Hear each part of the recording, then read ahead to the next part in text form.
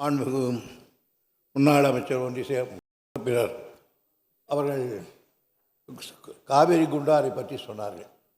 இந்த காவேரி குண்டாரை அமைக்க வேண்டும் என்று பிரகடனப்படுத்தியவரே கலைஞர் அவர்கள்தான். அது உடனடியாக அந்த திட்டம் நிறைவேற வேண்டும் என்பதற்காக காவேரியின் குறுக்கே ஒரு பெரிய ஒரு செக் டேமை கட்டினார்கள். 7 அடி உயரத்துக்கு 5 அடி தண்ணீர் நிற்கிறது. அதற்கு பிறகு எங்கள் ஆட்சி போய்விட்டது. அதற்கு பிறகு நீங்கள் 10 ஆண்டு காலத்துக்கு ஆண்டீர்கள். அதை பற்றி திரும்பி பார்க்கவில்லை. அதற்கு பிறகு சென்ற முறை நம்முடைய எடப்பாடி அவர்களுடைய காலத்தில் அந்த திட்டத்தை எடுத்தீர்கள்.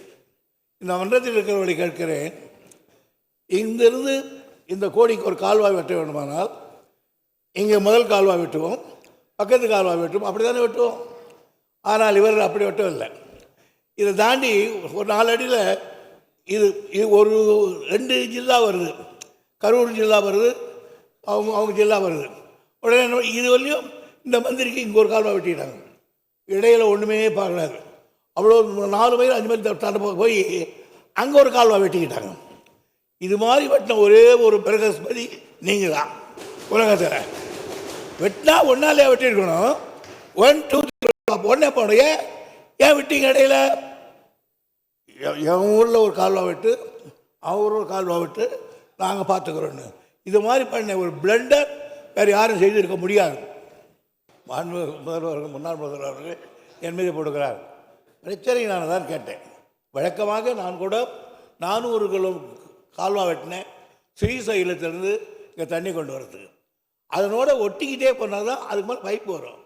இந்த மாதிரி இங்கே மட்டும் கொஞ்சம் லேண்ட் கட்டும், அங்கே ஒரு லேண்ட் அக்விசிஷன் கிடைச்சதுன்னா அப்படி வெட்ட முடியாது. ஆக வெட்டப்பட்டது ஒரு ஒரு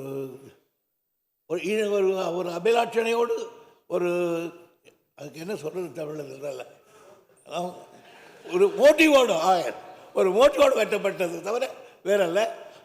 அதில் ரொம்ப கெடிகாரம் நம்முடைய முன்னாள் முதல்வர்கள் நைஸாக இது விட்டு நான் கருமேறி கூடாது. கருமேறியாரு என்னை விட அவருக்கு தெரியும். என்னுடைய டிமாண்டில் எல்லாம் பேசிக்கலாம். மாண்புமிகு உறுப்பினர் சொன்னதை போல தலைவர் அவர்கள் இந்த திட்டத்தை அறிவிக்கிற பொழுது எதை சொன்னார்கள், இந்த திட்டத்தால் காவிரி டு குண்டார் வரை போனால் கூட பெரும்பகுதி புதுக்கோட்டை மக்கள் தான் இதில் பயன்பட போகிறார்கள். குடிப்பதற்கு கூட இந்த தண்ணீர் தான் அவர் தேவைப்படுகிறது என்று அன்றைக்கு கலைஞர் பேசினார்கள். ஆகியனால் அதை மறக்கவில்லை நாங்கள்.